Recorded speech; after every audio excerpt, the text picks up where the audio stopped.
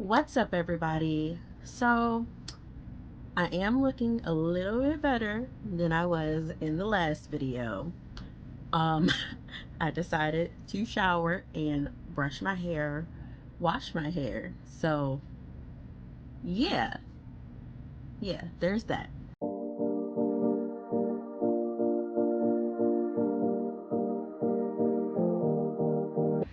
Um, in today's video, I'm going to talk about mom life and mental health, more so balancing the two.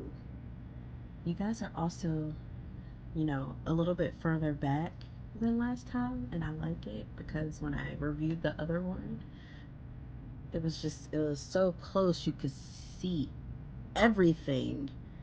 Not the last one, but the one before that. Anyway, so we're going to be tackling mom life and mental health and finding a balance between the two. Um, I've mentioned before on the channel that I do suffer with anxiety and depression, and I know a lot of other people out there, a lot of moms especially, deal with anxiety and depression, and it really interferes with being a mom, being a parent in general, handling day to day tasks. And I was going to share what helped me specifically through those trials. Um, this isn't for everybody. Different things work for, you know, different strokes for different folks. Um, will this be an absolute help to you? Maybe. I don't know. Because you know yourself better than I do, some strange lady on the internet. So, that being said, I'm going to dive right into it. Have my notes. So I do want to put out there that these are not in any particular order. Um, I'm just going at it at random. Okay, is that better? Okay, it was lopsided and then it kept falling, and let's just hope and pray that this thing does not drop again. Anyway, number one is developing a routine. I said in my last video, but you may not have watched it all the way through because I looked a hot ass mess. But developing a routine is going to be one of the best things that you can do, especially if you're more so dealing with anxiety. Developing a routine is going to help balance your mom life as well as tackling your mental health issues. Now, getting on a routine is the hardest part for me.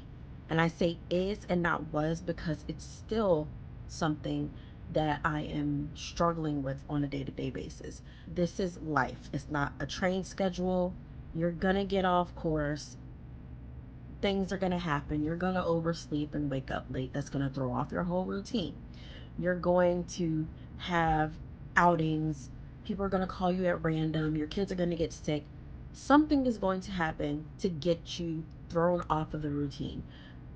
But the important part is getting back on that routine. For me, since I have to be to work between 7:30 and 7 to 7:30, whatever, however you say it, I made it so that I wake up at 6.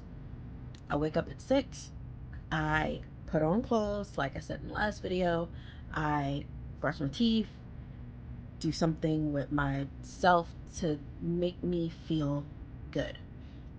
I go downstairs, I put breakfast on for the girls, wake them up, whether it's time for them to go to school, whether it's time for Mariah to start her play. I start everybody early just to get them in a habit of, okay, this is a routine.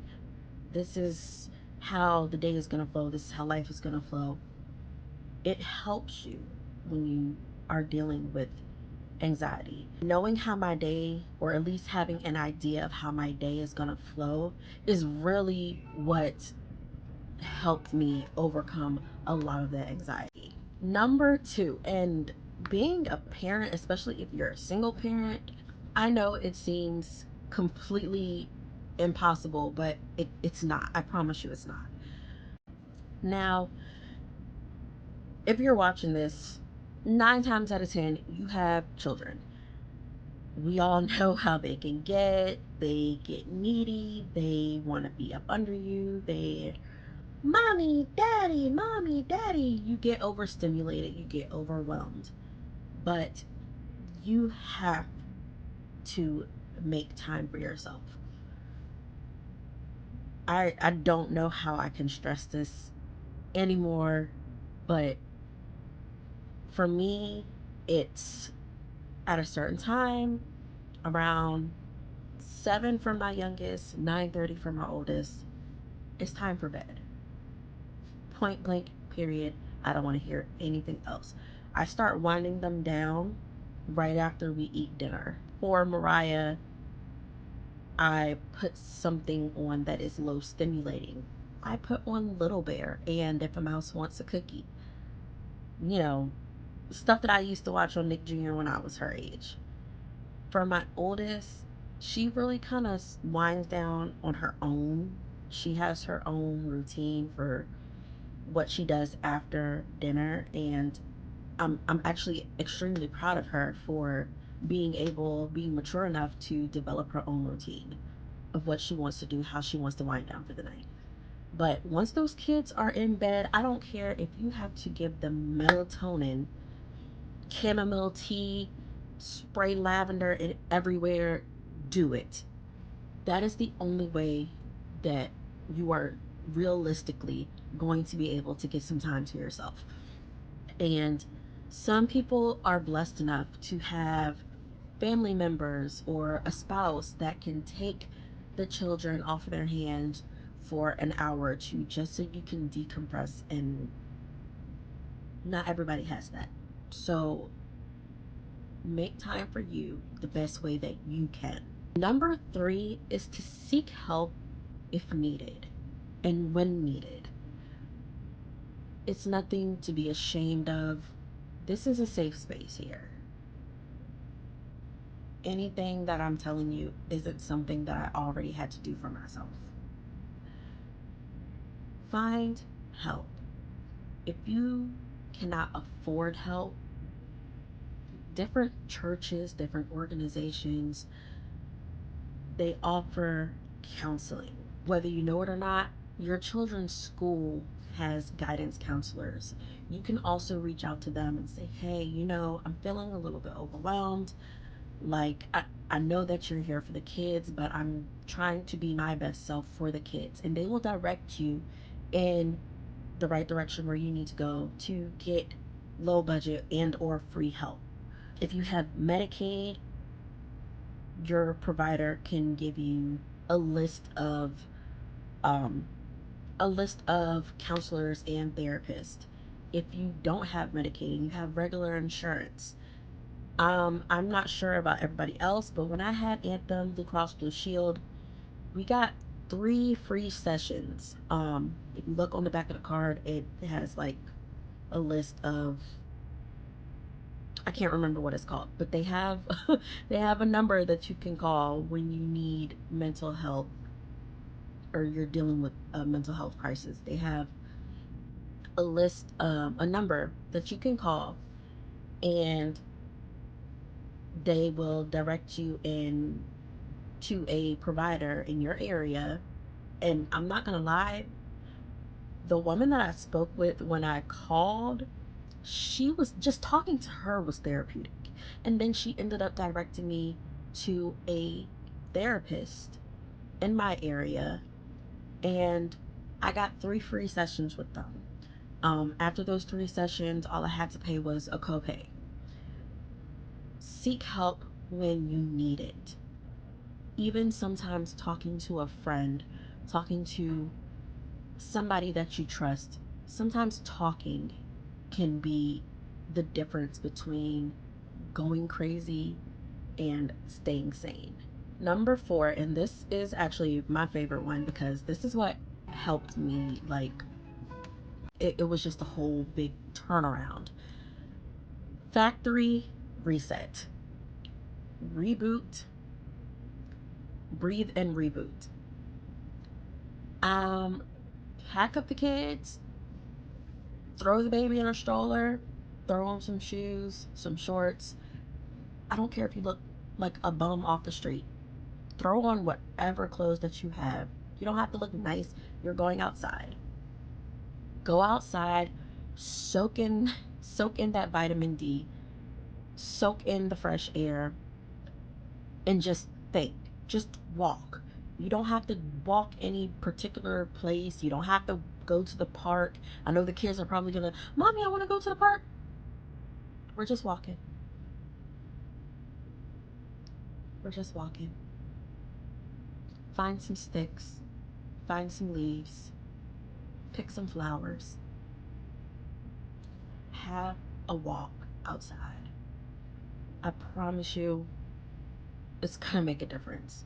You're gonna come inside and you're gonna have a whole new outlook on everything. And don't just do it one time, do it as many times as you need to. If you need to walk outside 5 times a day, then walk outside 5 times a day. Last is number 5, and that is to make lists. When you have anxiety, I don't know what it is about those lists, but those lists, they make all the difference. It's it, and I don't mean like a list in your phone. The list in the phone is good. Don't get me wrong, it's good. But sometimes, you forget that they're there. Sticky notes. Go to the Dollar Tree, get yourself some sticky notes. Start writing down everything that you need to do, everything that you want to do. That way it's there, it's in your face. You can stick it on your computer, you can stick it on your TV, the bathroom mirror. It's there in your face. Don't overwhelm yourself with this list.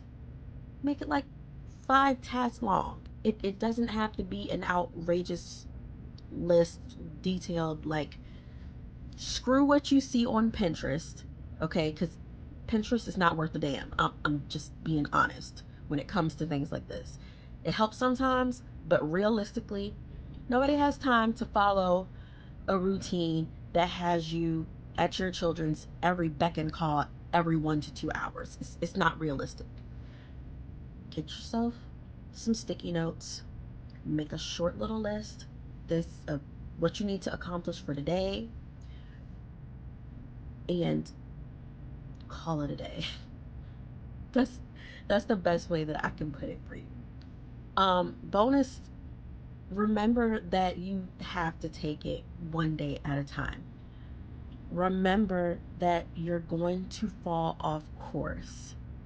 This is a marathon, it's not a sprint. I'm not expecting, and you should not expect yourself to just jump into a new sense of life and just run with it and be free. No. Be realistic, set realistic goals for yourself. If you know that you're going to procrastinate to get to the laundry, do one load a week.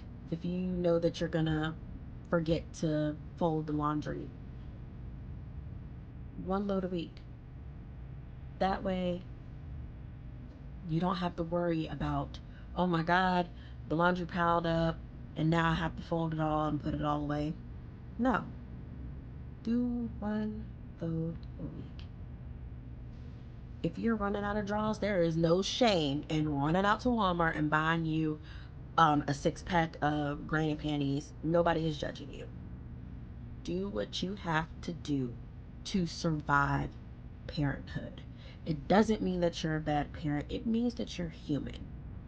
I hope that this video was helpful, and I will see you guys next week. This feels lopsided. I don't know why. It just feels like it's just so lopsided. If you enjoyed today's video, be sure to like and subscribe to our content.